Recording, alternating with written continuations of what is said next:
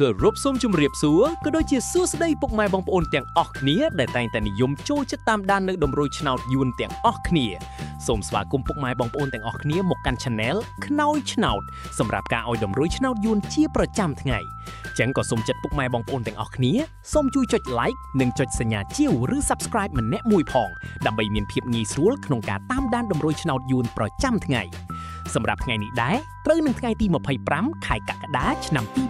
2026ចឹងកុំឲ្យខាតពេលវេលាពុកម៉ែបងប្អូនយូរយើងចូលមកមើលតម្រួយឆ្នោតយើងវិញតែម្ដងទៅលេខអូ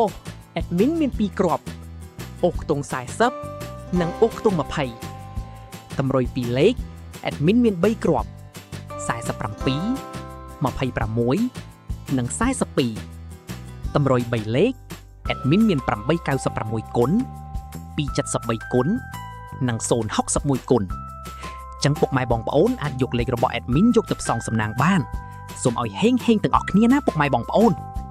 ចឹងជាចុងក្រោយ admin ក៏សូមអរគុណពុកម៉ែបងប្អូនទាំងអស់គ្នាដែលបានចំណាយពេលវេលាដ៏មានតម្លៃចូលរួមទស្សនាសូមជូនពរសុខភាពល្អនិងសំណាងល្អទាំងអស់គ្នាចឹង admin ក៏សូមជម្រាបលាជួបគ្នានៅវីដេអូថ្ងៃស្អែកបន្តទៀតសូមអរគុណ